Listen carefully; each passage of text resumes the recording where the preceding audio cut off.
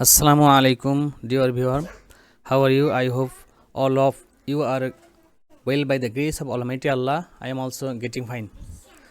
So আবারও একটি video নিয়ে আমি আপনাদের সম্মুখে হাজির হলাম।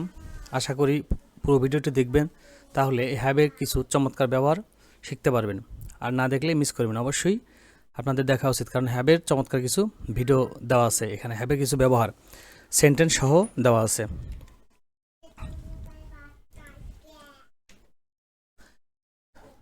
সো লক্ষ্য রাখুন, প্রথমে আছে have breakfast.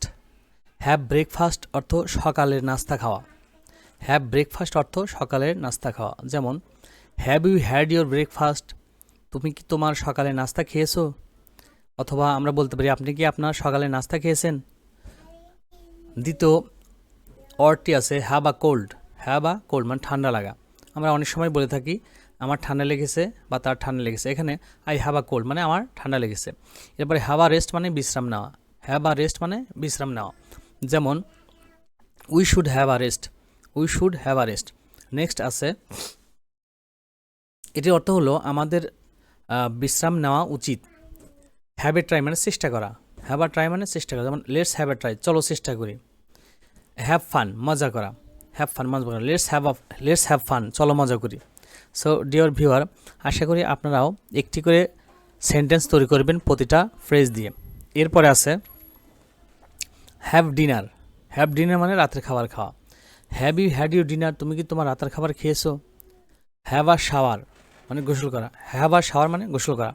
You have to have a shower মানে তোমার বা আপনার গোসল করা উচিত, করতে হবে। You have to have a shower মানে তোমার বা আপনার গোসল করতে হবে। হ্যাভ নো ডাউট সন্দেহ না রাখা। হ্যাভ নো ডাউট মানে সন্দেহ না রাখা। যেমন don't have no doubt about him, তার বিষয়ে কোনো সন্দেহ রেখো না। Don't have no doubt about him, তার বিষয়ে কোনো সন্দেহ রেখো না। হ্যাভ লাঞ্চ মানে দুপুরের খাবার খাওয়া। হ্যাভ লাঞ্চ মানে দুপুরের খাবার খাওয়া। যেমন I will have my lunch. I will have my lunch মানে আমার দুপুরের খাবার খাবো, আমি আমার দুপুরের খাবার খাবো। সো আশা করি ভিডিও দেখে আপনারাও উপকৃত হয়েছেন। যদি উপকৃত হয়ে থাকেন তাহলে আশা করি অবশ্যই আমার চ্যানেলটিকে সাবস্ক্রাইব করবেন, আর যদি অলরেডি করে থাকেন তাহলে অসংখ্য ধন্যবাদ। সো ভালো থাকবেন সবাই।